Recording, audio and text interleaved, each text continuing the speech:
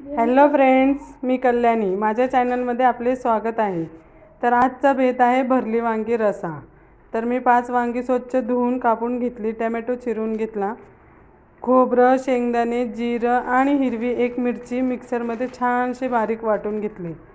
नंतर हे वाटण एका प्लेटमध्ये काढून घेतलं. त्यामध्ये मीठ, धनेजिरं पावडर, लाल मिरची पावडर, गरम मसाला, हळद आणि कांदा लसूण मसाला घालून छानपैकी मिक्स करून घेतलं.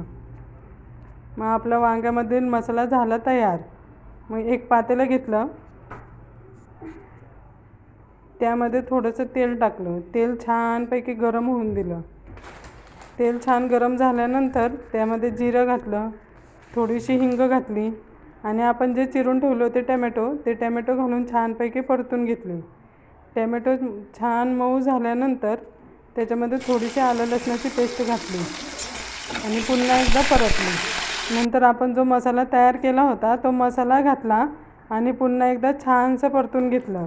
नंतर 2 चमचे दही घातली. दहीमुळे भाजीला घट्टपणा पण येतो आणि भाजी छान होते. दही घालून एक 5 मिनटं परतून घेतलं. नंतर जे आपण मसाला केला होता तो वांग्यामध्ये भरून घेतला आणि ते वांगे आपण जो मसाला रेडी केला त्यामध्ये सोडले आणि छानपैकी परतून घेतले. छानपैकी परतल्यानंतर एक 2 ते 3 मिनटं मंद आचेवरती ह्या मसाल्यामध्ये वांगी सगळी वाफवून घेतली आणि पुन्हा एकदा थोडंसं झाकण ठेवून पुन्हा एक 2-3 मिनटं वाफवली. मग काय आपली मस्तपैकी वांगी छानपैकी परतून निघाली. नंतर आपल्याला जेवढं हवं तेवढं गरम पाणी त्यामध्ये टाकले आणि थोडंसं वांगी शिजवून घेतली. एक झाकण लावून एक 10 ते 15 मिनटं मंद आचेवरती छानपैकी वांगी शिजवून द्यायची. मग काय आपला मस्तपैकी वांग्याचा रस्सा तयार होतो. पहा किती छानपैकी रस्सा तयार झाला आहे. हा रस्सा गरम गरम भाकरी भातासोबत एकदम छान लागतो.